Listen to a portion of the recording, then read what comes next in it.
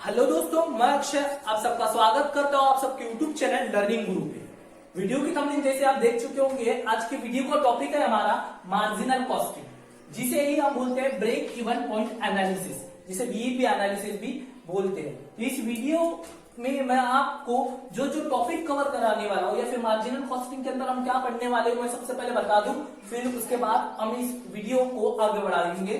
तो सबसे पहले मैं आपको बताऊंगा कि मार्जिनल कॉस्ट क्या होती है, उसका मीनिंग बताऊंगा।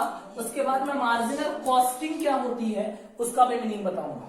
उसके बाद हम देखेंगे कि मार्जिनल कॉस्टिंग के फंक्शंस क्या होते हैं, क्या काम करते हैं मार्जिनल कॉस्टिंग। उसके बाद हम आगे पढ़ेंगे कि फॉर्मेट क्या है, मार्जिनल कॉस्टिंग का फॉर्मेट क्या है। जैसे कि कॉस्टिंग का फॉर्मेट होता है, तो वैसे ही हम देखेंगे कि मार्जिनल कॉस्टिंग का फॉर्मेट क्या है।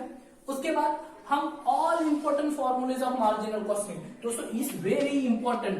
मैं आपको गारंटी देता हूं, 100% की गारंटी कोई नहीं देगा। मैं आपको ऐसे फॉर्मूलेज करवाऊंगा जो आपको एग्जाम में आने वाले क्वेश्चन का एग्जैक्ट राइट आंसर लाने में हेल्प करेंगे।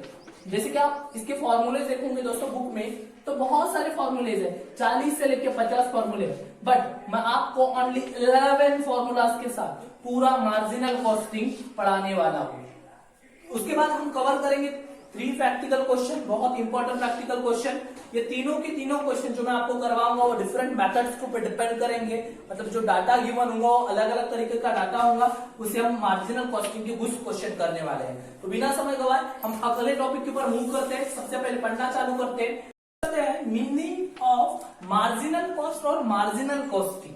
बहुत सारे लोगों को लगता है कि मार्जिनल कॉस्ट और मार्जिनल कॉस्टिंग दोनों एक ही है, बट थोड़ा सा डिफरेंस पाया जाता है इनके मीनिंग में, तो वो आज मैं आपको बताने वाला हूं। बट मार्जिनल कॉस्ट और मार्जिनल कॉस्टिंग के डिफरेंस को बताने से पहले मैं आपको कुछ चीज बताना चाहता हूं। जैसे आप सभी को पता है कि अगर मैं प्रोडक्शन की बात करता हूं, किसकी बात करता हूं मैं, प्रोडक्शन की, मतलब किसी प्रोडक्ट को बनाने की बात करता हूं, तो मुझे क्या बियर करनी पड़ती है, कॉस्ट बियर करनी पड़ती है, कुछ खर्चे बियर करने पड़ते हैं, इसी हम क्या बोलते हैं, लागत बोलते हैं। तो दोस्तों इस कॉस्ट के कुछ टाइप्स होते हैं, उन टाइप्स को सबसे पहले समझेंगे।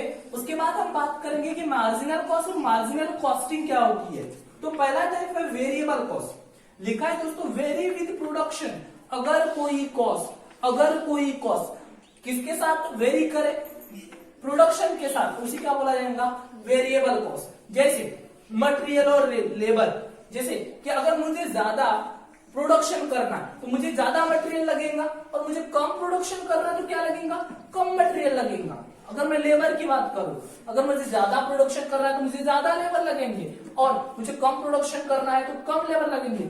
मतलब क्या हुआ, ये जो कॉस्ट है हमारी मटेरियल की और लेबर की, ये किसके ऊपर डिपेंड करी, हमारे प्रोडक्शन के ऊपर। मतलब अगर मैं प्रोडक्शन को बढ़ा रहा हूं तो मेरी ये कॉस्ट क्या हो रही है, बढ़ रही है, और उसके अपोजिट अगर मैं प्रोडक्शन को घटा रहा हूं तो मेरी कॉस्ट भी क्या हो रही है, कम हो रही है। मतलब वेरिएबल कॉस्ट उसे बोलेंगे जो किसके साथ वेरी करती है, हमारे प्रोडक्शन के साथ। अगला है हमारे पास फिक्स कॉस्ट, तो मतलब ऐसी कॉस्ट जिनका कोई लेना देना, मतलब प्रोडक्शन के साथ वेरी नहीं करती, ऐसे कॉस्ट को क्या बोला जाता है, फिक्स कॉस्ट। जैसे कि हमारा रेंट, आप बताइए मैंने एक घर किराए पे लिया जहां मैं क्लासेस लेता हूं, अभी कोविड-19 है, कोरोना चल रहा है, तो अगर मैं 2 महीने से नहीं पढ़ा रहा तो क्या मेरे रूम का रेंट नहीं लिया जाएगा, लिया जाएगा, क्योंकि इसे मेरी प्रोडक्टिविटी से, मेरे पढ़ाने से कोई लेना देना नहीं है।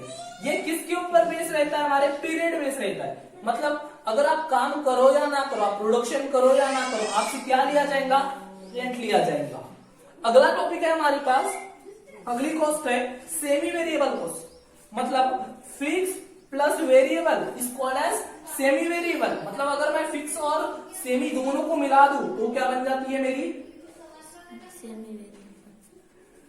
तो इसका एग्जांपल देख लेते हैं, इलेक्ट्रिसिटी आपको पता होगा कि अगर एक एग्जांपल ले कि इस महीने मैंने अपने घर में इलेक्ट्रिसिटी का यूज ही नहीं किया, मतलब जो बल्ब होते हैं मैंने जलाए नहीं, पंखे भी नहीं चलाए, मतलब कोई यूज ही नहीं हुआ, तो क्या मुझे जो इलेक्ट्रिसिटी का बिल आता है वो नील आएगा, क्या जो बिल आएगा बोलिए नील आएगा, बिल्कुल नहीं आएगा।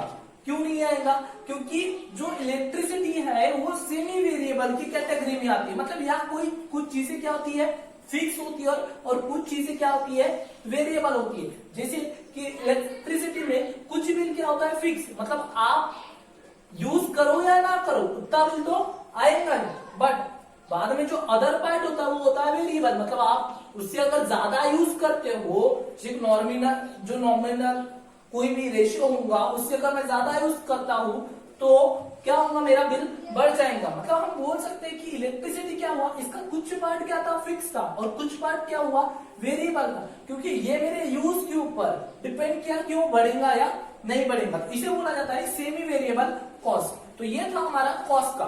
तो आई होप सो ये कॉस्ट आपको समझ में आ गई होगी। तो हम आगे बढ़ते हैं।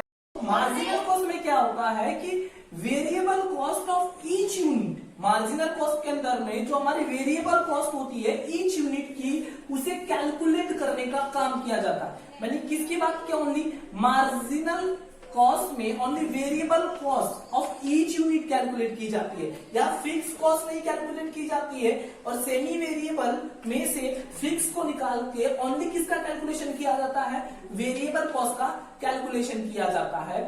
यहाँ इसका सेकेंड जो पॉइंट है मीनिंग के अंतर्गत, वो है कि incremental cost of each extra unit produce, कि अगर मैं एक एक्स्ट्रा यूनिट प्रोड्यूस करता हूं तो उसके ऊपर मुझे कितना खर्चा लगा, उसका कैलकुलेशन मार्जिनल कॉस्ट में किया जाता है। जैसे हम एक एग्जांपल लेते हैं, मान लीजिए मुझे 10,000 यूनिट बनाने में कितने खर्च होता है, 1 लाख रुपए खर्च होता है। 10,000 यूनिट्स बनाने में मेरा खर्चा कितना आ गया, मेरा एक्सपेंसेस आ गए, मेरी कॉस्ट आ गई कितना, 1 लाख आ गई। बट अगर मैं कितना यूनिट बनाऊं, 11,000 यूनिट बनाऊं, तो मेरी जो कॉस्ट है, मेरे खर्चे है वो बढ़ जाएंगे। जैसे कि मैं मान के चलता हूं, अब मुझे सबसे पहले तो पर यूनिट कॉस्ट निकालनी पड़ेगी, तो मैं पर यूनिट कॉस्ट निकाल लेता हूं कि 1 लाख यूनिट अगर मुझे 1 लाख के खर्चे कितने यूनिट के पीछे आते हैं, 10,000 यूनिट के पीछे आते हैं। मतलब एक यूनिट बनाने में कितने रुपए लग गए, मुझे 10 रुपए लग गए। तो वैसे अगर मुझे 11,000 यूनिट बनाने हैं तो वैसे अगर 10 से मल्टीप्लाई कर दूंगा तो ए हो जाएगा 1,10,000 हो जाएगा। कितना हो गया ये, 1,10,000। तो मैं बोल सकता हूं कि मैंने जो एडिशनल, जो एक्स्ट्रा यूनिट बनाए, कितने एक्स्ट्रा यूनिट बनाए, पहले मैं 10,000 बनाता था, अभी मैंने कितना बना दिया, 11,000। मतलब जो मैंने 1,000 के एक्स्ट्रा यूनिट बनाए तो उसकी कॉस्ट कितनी हुई, जो इंक्रीमेंटल कॉस्ट हुई है वो कितनी है, पहले 1 लाख रुपए लगते थे, अभी मुझे कितने लगने लग गए हैं, 1,10,000। तो मतलब जो इंक्रीमेंटल कॉस्ट हुई कितनी हो गई मेरी, 10,000 की। तो यही काम कहा करते हैं हम मार्जिनल कॉस्ट के अंदर करते हैं। तो मार्जिनल कॉस्टिंग को समझते हैं। तो ये कॉस्टिंग का सिस्टम है जिसका पर्पस क्या होता है, to calculate profit, to calculate profit. ये क्या कैलकुलेट करना चाहती है, प्रॉफिट कैलकुलेट करना चाहते हैं। जैसे कि हमारे अदर भी क्या होते हैं कॉस्टिंग के सिस्टम है, जैसे हमारा एब्जॉर्प्शन कॉस्टिंग हो गया, स्टैंडर्ड कॉस्टिंग हो गया, मटेरियल कॉस्टिंग हो गया, वैसे ये क्या है, ये मार्जिनल कॉस्टिंग हमारा सिस्टम है। यहाँ दोस्तों बहुत इंपॉर्टेंट बात याद रखिए, यहाँ पे किसे कंसिडर किया जाता है, ओनली वेरिएबल कॉस्ट को ही कंसिडर किया जाता है। यहाँ पे फिक्स कॉस्ट को कंसिडर नहीं किया जाता। जैसे आपको बताया कि मार्जिनल कॉस्ट में क्या होता है, ओनली वेरिएबल कॉस्ट को कंसिडर किया जाता है। बट हमने कॉस्ट का एक ऐसा टाइप देखे थे जहां पे क्या आता है, हमारा फिक्स और वेरिएबल दोनों आता है। जैसे जिसका नाम था सेमी वेरिएबल कॉस्ट। जैसे सेमी वेरिएबल में हमने क्या पढ़े, सेमी वेरिएबल कॉस्ट में यहाँ पे क्या रहता है, हमारा वेरिएबल कॉस्ट भी रहती है और फिक्स कॉस्ट भी रहती है। तो हमें किसका हिस्सा जानना है, किसका पार्ट जानना है मार्जिनल कॉस्ट के लिए, ओनली वेरिएबल कॉस्ट का। तो हम आज पढ़ेंगे इस टॉपिक में allocation of semi variable cost into fix and variable cost. मतलब हम सेमी वेरिएबल कॉस्ट में से फिक्स कॉस्ट कितनी है और वेरिएबल कॉस्ट कितनी है ये निकाल सकते हैं। निकालने के लिए आपको बस 3 स्टेप को फॉलो करना है। वो 3 स्टेप कौन सी है, तो पहला कि calculate variable cost per unit. आपको क्या कैलकुलेट करना है, variable cost per unit. Formula बहुत आसान है, change in total cost divided to change in unit production.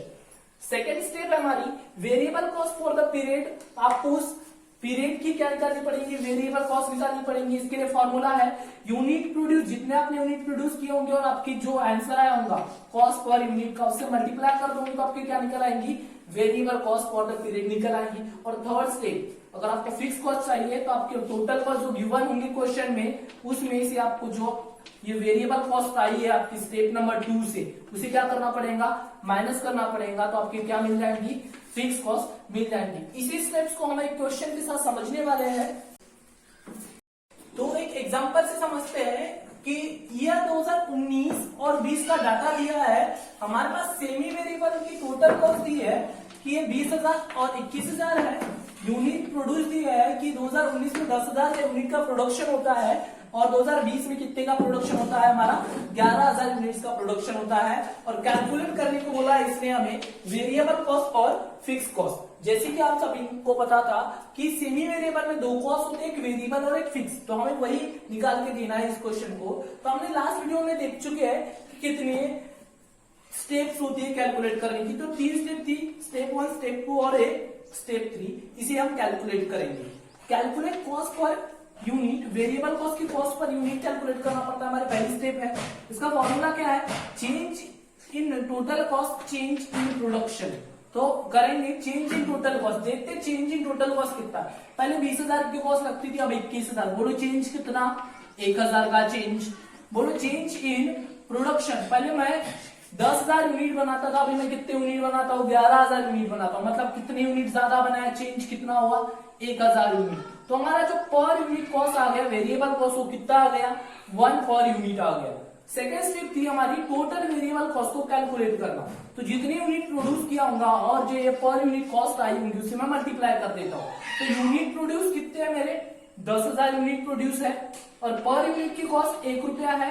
2020 में देखो तो 11,000 यूनिट बनाया मैंने और पर यूनिट कॉस्ट 1 है। तो ये आ जाएगा आपका 10,000 और ये आ जाएगा आपका 11,000। तो ये मैंने यहाँ पे लिख दिया। 2019 में अगर मैं टोटल कॉस्ट की बात करूं तो हमारे पास है 20,000। इस 20,000 में से क्या हुआ है, वेरिएबल कॉस्ट हमारी 10,000 है, ये हो गए हमारे वेरिएबल कॉस्ट 10,000। तो बचा जो 10,000 है वो हमारी फिक्स कॉस्ट कहलाएंगी। तो 2020 में वैसे ही 21,000 की टोटल कॉस्ट, ये मैंने लिख लिया 21,000 की टोटल कॉस्ट। और यहाँ पे वेरिएबल कॉस्ट 2020 में हमारी आई है 11,000। तो अगर मैं माइनस कर दूंगा तो ये मेरी फिक्स कॉस्ट कितनी आ जाएगी, 10,000। तो देखिए कुछ लॉजिक आप समझ जाइए। हमारी जो स्टेप नंबर 3 में फिक्स कॉस्ट आई है वो देखो दोनों सेम है, क्योंकि इसका नाम ही होता है, क्या होता है ये कि फिक्स कॉस्ट फिक्स रहती है, इसलिए दोनों स्टेप में 19 और 20 में दोनों ईयर में सेम है। इसके अलावा अगर मैं बात करूं वेरिएबल कॉस्ट के साथ, मैंने बोला था कि वेरी करते हैं प्रोडक्शन के हिसाब से। तो 19 में जब मैं कितनी यूनिट बना रहा था, 10,000 यूनिट बना रहा, तो मुझे कितनी कॉस्ट लग रही थी, 10,000 वेरिएबल कॉस्ट लग रही थी। पर जैसे ही मैंने मूव किया 2020 में मैंने कितनी यूनिट बनाया, 11,000 यूनिट बनाया, तो देखिए ये मेरी कॉस्ट भी कितनी बढ़ गई, 11,000 बढ़ गई। मतलब ये किसके ऊपर डिपेंड किया, हमारे प्रोडक्शन के ऊपर। जैसे ही मैंने प्रोडक्शन की यूनिट बढ़ाया तो वैसे मेरी वेरिएबल कॉस्ट भी बढ़ गई। तो हम एक चीज बोल सकते हैं कि फिक्स कॉस्ट क्या रहती है, कांस्टेंट रहती है, और जो हमारी वेरिएबल कॉस्ट होती है हमारी वेरी करती है। ये कांस्टेंट रहती है और ये वेरी करती है। आई होप सो कि आप समझ में आ गया होगा ये सब चीजें। अब मैं आपको एक इंपॉर्टेंट फॉर्मूला बताने वाला हूं जो आपको इसी चैप्टर में नहीं बल्कि ओवरहेड्स, बजट्स और इन सभी बाकी अदर चैप्टर में कॉस्टिंग के बहुत ज्यादा इंपॉर्टेंट होने वाला है। और कौन सी कॉस्ट पे वैल्यू दूंगा, ओनली मार्जिनल कॉस्ट के ऊपर। अभी हम बात करते हैं फॉर्मेट ऑफ मार्जिनल कॉस्टिंग, जिसे हम अपनी इनकम स्टेटमेंट बोलते हैं या फिर प्रॉफिट स्टेटमेंट भी बोलते हैं। मैं आपको बता दूं इसे पढ़ाने से पहले कि ये सबसे ज्यादा इंपॉर्टेंट है। अगर आपको मान लीजिए बीईपी पढ़ना है या फिर मार्जिनल कॉस्टिंग को अच्छे से क्वेश्चन को बनाना, तो ये जो फॉर्मेट है मार्जिनल कॉस्टिंग का ये समझ में आना चाहिए। बहुत सिंपल सा भी है समझने में, इसके कुछ न्यूमेरिकल क्वेश्चन भी हम इसे समझने की बात करेंगे। तो सबसे पहले क्या लेंगे, सेल लेंगे। सेल में से क्या माइनस करेंगे, वेरिएबल कॉस्ट माइनस करेंगे। उसके बाद जो आएगा उसे हम नाम देंगे कॉन्ट्रीब्यूशन। कंट्रीब्यूशन में से क्या माइनस करेंगे, फिक्स कॉस्ट माइनस करेंगे। तो जो भी आएगा वो क्या कहलाएगा, हमारा प्रॉफिट कहलाएगा। तो एक सिंपल सी बात है, बहुत आसान। सेल में से वेरिएबल कॉस्ट माइनस करना है, जो आएगा उसे कंट्रीब्यूशन नाम दिया जाएगा। कंट्रीब्यूशन में से फिक्स कॉस्ट को माइनस करना है, फिर जो आएगा उसे प्रॉफिट नाम दिया जाएगा। जो मैंने शॉर्टकट में लिखा है, एस में से वीसी माइनस करेंगे तो आएगा सी मतलब कंट्रीब्यूशन में से माइनस करेंगे एफसी मतलब फिक्स कॉस्ट माइनस करेंगे तो आएगा हमारा प्रॉफिट। जब भी मैं क्वेश्चन बनाऊंगा तो दोस्तों मैं शॉर्टकट यूज करूंगा ग्रीन बोर्ड की लेंथ को देखते हुए, तो आप समझ जाना।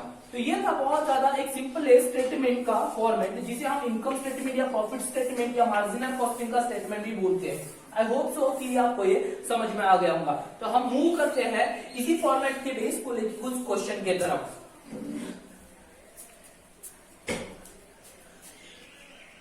तो ये कुछ मैंने बेसिक क्वेश्चन लिखा वो बोर्ड पे देख पा रहे होंगे आप। पहला क्वेश्चन है, सेल दिया है 1 लाख का और फिक्स कॉस्ट दी है 25,000 की और वेरिएबल कॉस्ट दी है 50,000 की। तो ऐसे 5 क्वेश्चन दिए हैं, 1 बाय 1 करके हम इनका मार्जिनल कॉस्टिंग का स्टेटमेंट बनाएंगे। सबसे पहली बात मैं आपको एक बार स्टेटमेंट रिकॉल करा दूं, तो सेल्स में से क्या माइनस करेंगे, वेरिएबल कॉस्ट माइनस करेंगे, तो क्या आएगा हमारा कंट्रीब्यूशन आएगा। कंट्रीब्यूशन में से फिक्स कॉस्ट माइनस करेंगे तो क्या आएगा हमारा प्रॉफिट आएगा। बहुत बहुत सिंपल है। तो इसे ही हम सॉल्व करते हैं हमारे क्वेश्चन नंबर 1 का सॉल्यूशन। तो वो लिख लेते हैं, सबसे पहले स्टेटमेंट लिख लेना आप, सेल्स माइनस वेरिएबल कॉस्ट क्या आएगा, कंट्रीब्यूशन आएगा। कंट्रीब्यूशन में से फिक्स कॉस्ट माइनस करेंगे तो क्या आएगा हमारा प्रॉफिट। एक सिंपल सी बात, ऐसे स्टेटमेंट ड्रॉ कर लेना, उसके बाद वैल्यूज आप लिखते जाना। तो पहले क्वेश्चन में सेल कितना है हमारा, 1 लाख का है, 1 लाख लिख लिए। वेरिएबल कॉस्ट कितनी दी है, तो 50,000 की वेरिएबल कॉस्ट दी है, तो 50,000 लिख लेंगे।